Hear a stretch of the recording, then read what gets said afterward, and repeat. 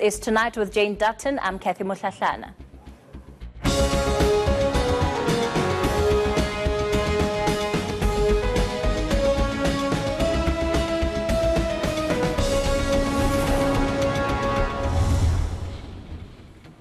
On tonight's show, Bosasa has been let off the hook for a decade, but the Minister of Justice and Correctional Services blames the Special Investigating Unit.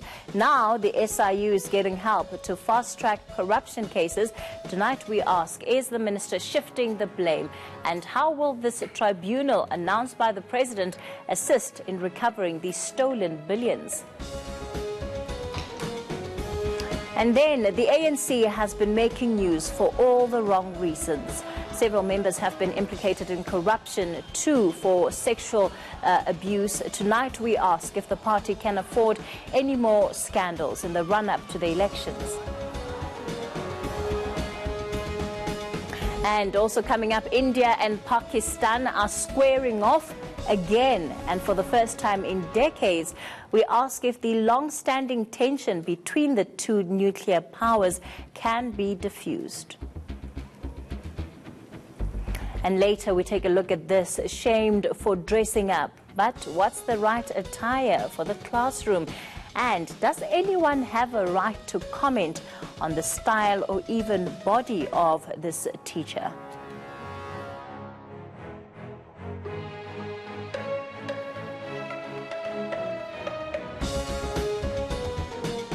Well, we've got plenty coming up on the show for you in the next hour and a half. First, we begin here. 5 suspects have been arrested in connection with the murder of a 28-year-old Limpopo man.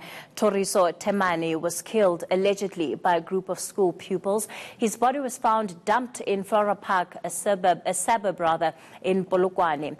Police say the suspects, aged between 15 and 16, are from different schools. They're investigating possible links to gang violence. ENCA spoke to Toriso's father earlier. I've said to him, sorry that I brought you into a vicious world like this, and sorry to what happened to you, and we are hurt by what has happened to you. But we are pleased that you knew the Lord in your teenage years, although you had your own weaknesses, but the grace of God has undertaken for you. And I will find you there. Wife killer Jason Rueda will spend 20 years behind bars. Western Cape High Court Judge Hayat Salih Hlophe says the property boss treated his wife like an object by staging her suicide in 2016. She was found hanged from a door hook at the Spearwine Estate Hotel in Stellenbosch. Nadine Theron has more. Mr. Rueda, you are herewith sentenced effectively to a term of 20 years direct imprisonment. Jason Rueda's attempt at making his wife Susan's murder look like suicide didn't succeed. Pleas from his family and friends did little to prevent him from being jailed for more than the prescribed minimum of 15 years. Central to the court's sentencing was the fact that femicide in South Africa is getting out of hand. The proportion of intimate partner homicides in our country stands at 59%. We have, Mr. Rueda, because of crimes like that which you have been committed on, become the femicide capital of the world. This is clearly an epidemic, an enormous social problem. Salih Hlophe described Rueda as a man who acted purely in his own interests.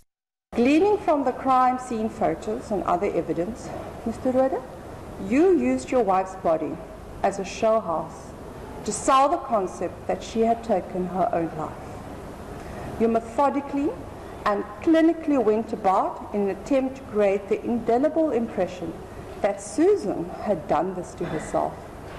Preparation was clearly key, and you had one chance to make the impression you wanted, and you went for it. In addition to the 18 years for murder, Rueda was also sentenced to 5 years for defeating the ends of justice, 2 years of which will run concurrently with the murder sentence.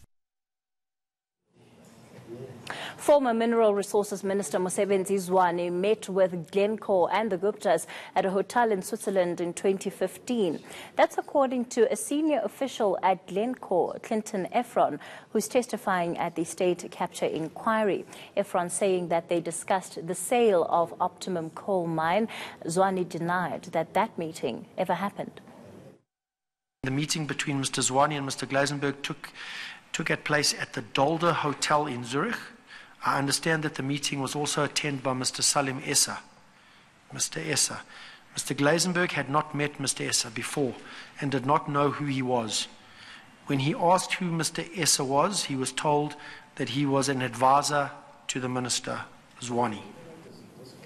KwaZulu-Natal Premier Willis Mchunu is back on his feet after fainting during the State of the Province address earlier on today. He told reporters that doctors assessed him before giving him the all-clear. Mchunu was seen walking just behind King Goodwill Zwelithini and former President Jacob Zuma when he left the legislature in Pietermaritzburg this afternoon. He insists he's doing fine and that there's nothing to worry about. I want to also confirm that it's something that just came all of a sudden.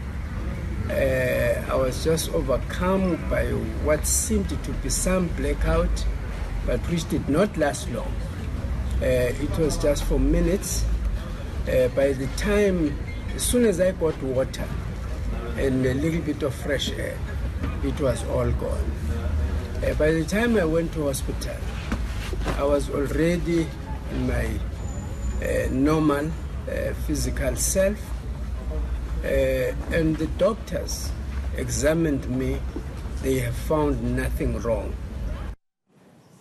The community of Beaufort West is still worried about a lion that's on the loose. The animal escaped from the Karoo National Park nearly 2 weeks ago now. Wildlife officials have not been able to track it down. Farmers in the area are fearing for their livestock. ENCA's Stefan Goosen spoke to one of them. We're outside the Karoo National Park again today, where about 12 days ago the elusive lion escaped. This morning at about 5:30, 10 specialized trackers and rangers already set out.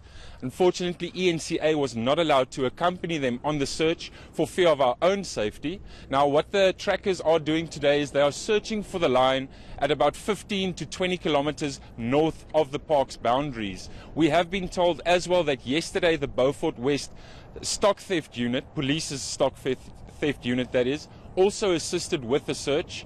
What we have today, though, is Dian Gous. He is the manager of Agri Central Karoo, and he's going to tell us more about what farmers are doing to assist and also what they are experiencing themselves. We are lucky in a sense that the lions which are kept here in the park are wild lions. It's not like in the reserve where the lions got feed and so on. So our lions are still wild and sort of afraid of people. To a great extent, they are afraid of people and will run away.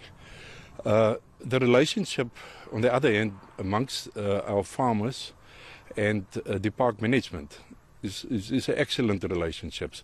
And farmers are helping a lot with their farm workers to assist the park in the area where the lions at the moment, yeah. The Special Investigating Unit has been probing high-profile corruption in state institutions for years now, but scores of cases are still unresolved. Now, a special tribunal has been established to assist it. Its task will be recovering an estimated 7 billion rand. One such case is the corrupt deal between Bosasa and the Department of Correctional Services. About 12 years ago, the SIU recommended civil action to recover millions of rand from Bosasa. But more than a decade later, nothing has happened.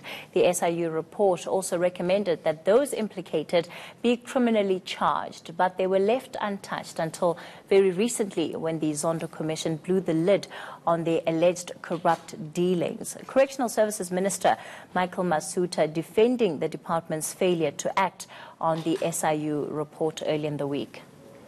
You see, when I studied the report of the SIU of 2009, it does not outline in what manner, in any detail, was the state put out of pocket. So what are the difficulties in the system, especially for the SIU, and the challenges they're facing when resolving corruption cases? And how exactly will this tribunal that has been announced by the president then assist in these investigations? To answer those questions, the head of the SIU, Advocate Andy Mothibi, joins me now in studio. Thank you so much for your time tonight, sir. Firstly, the minister believes that the reason why ill-gotten monies have not yet been recovered is because you've simply failed in doing what you're supposed to do. Is he correct? Kathy, thank you very much for the opportunity to appear on your program, and good evening to the viewers at home. We are of the view that when the SIU presented its report at the time, 2009 thereabout, and made those recommendations. And one of the recommendations was that the State Department, being the Department of Correctional Services, should consider instituting civil proceedings in an appropriate forum to recover the monies that would have been lost by the department through the irregular appointment or irregular tender to BOSASA. And as you correctly indicated in your state, that others refer to the criminal referrals, and then there's others on the disciplinary referrals. So, to your point, we believe that the basis for the SIU to recommend that the department institute civil proceedings was on the basis that the contracts were irregular. And we still have gone through the report. I've looked at the circumstances. Hypothetically, if anybody was to ask me that would I have returned a different finding, my answer is no. But the minister is direct, and I want you to be more clear now in answering the question. The minister is saying that you are the reason these monies have not yet been recouped. And in fact, it extends beyond BOSASA. He's put an estimate of 7 billion rand, which needs to be recovered. And he says it's your job, and you have failed in doing that. Is he correct, yes or no? I chatted to the minister this afternoon, and we'll probably still engage. His view is that his comments were taken out of context. So it is our view that SIU has not failed. All right. Let me add on to what the minister also said. When he spoke about your report, he also seemed to suggest that the quality of that report could have been better in terms of actually quantifying the actual cost of corruption to the state. He said that you simply weren't clear in that report. The report, Kathy, and it's probably out there that you can get access to. If you read through it, the SIU at the time investigated about 4 contracts, amongst others being television, access system, kitchens, and so on.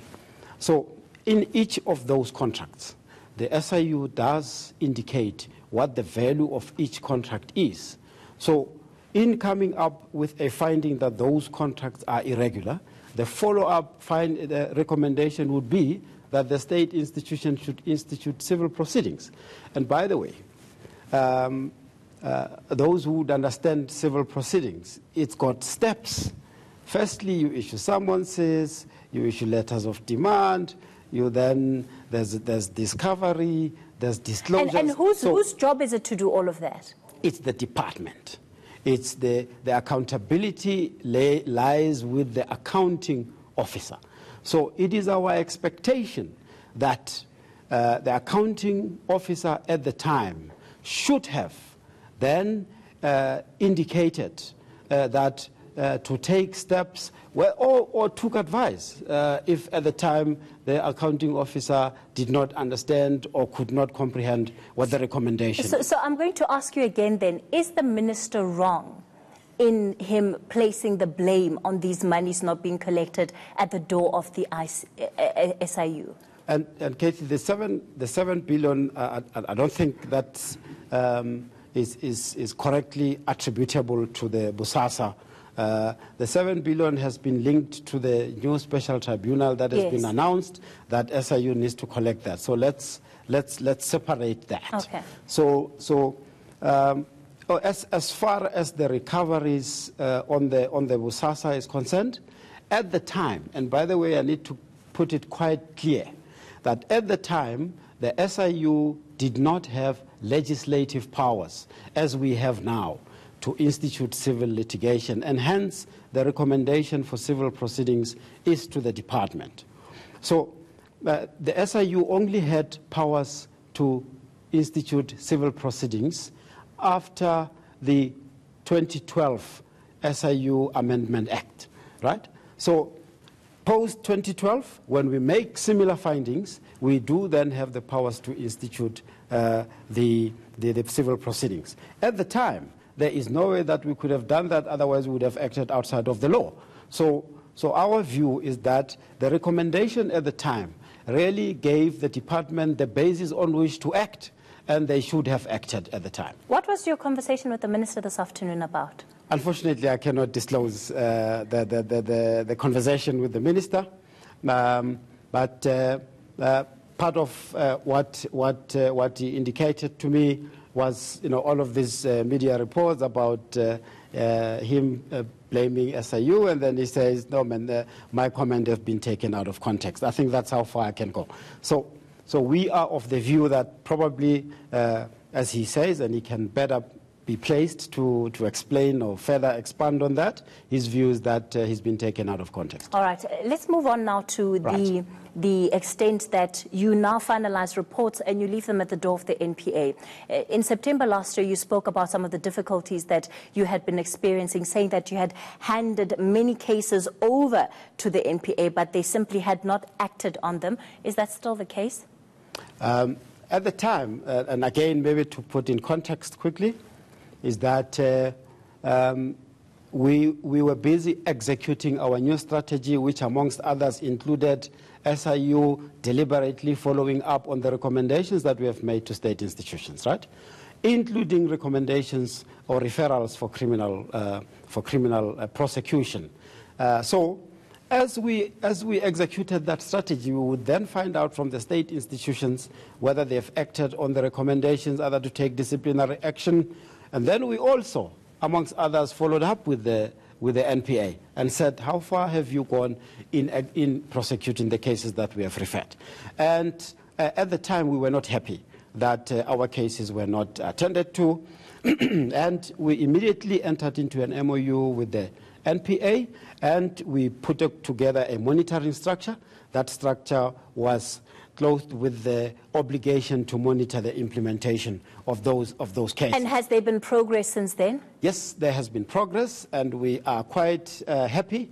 I met personally with the new National Director of Public Prosecutions. We have processes in place. We have reconciled our lists. We are prioritizing at the moment, and we will see prosecutions coming up. So are there particular cases that you had brought before them, I mean, outside of the Bosasa arrest that we saw recently, that they then acted on following this memorandum of understanding or coming out of this memorandum of understanding? A typical example is the investigation that we are doing, and I'm saying this because it's out there in the public.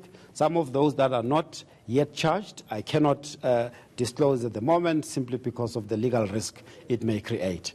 There's one case that has been taken through the court, and that emanated from our investigation in the SABC environment. So there has been a person who has been charged and brought to the special commercial crimes court, and that we are happy that we can see the results. Another typical example, we have been engaging with the NPA in the health space. We are busy with a big investigation into the medico-legal claims, where some legal representatives present fraudulent claims. We have got, in the recent past, in fact, I think it's about last week, a lawyer who has been arrested, and the arrest is as a result of our work between SIU, NPA, and the Hawks. Right. So that has produced positive results. The lawyer is out on 80,000 rand bail. We have since stopped some of the further payments, and we have determined that there's fraud in that space, and we are not going to release those payments. All right. Before I let you go, let's talk very briefly about this tribunal. Right. How will it help expedite some of the work that you as the SIU have to do right now? Kathy, we are extremely encouraged by the President announcing the special tribunal. That is going to unlock a lot of cases that are currently sitting in the court roll of ordinary civil courts. And remember, this is a civil court, so to speak. It's a special tribunal for civil matters arising out of the investigations of the special investigating unit. So what we would do before this tribunal is that if we declare a contract irregular and we need to get it set aside so that we can recover stolen monies or lost monies as a result of that, we would then go to ordinary courts where we queue with litigants. And guess what? You would probably know that the court rolls are clocked there. We would get court dates in a year or 2 years' time. So this special tribunal is going to ease up the pressure from the ordinary courts, is going to speed up the attention of civil matters so that we can declare the irregular contracts, quickly set them aside, and the recovery of assets and lost monies so that it can be quick. We are very excited about this, and we are looking forward to positive results. All right, Advocate Andy Mothibi, we've run out of time. Thank you so much for your time tonight. Thank you. Of course, he is speaking on behalf of the SIU.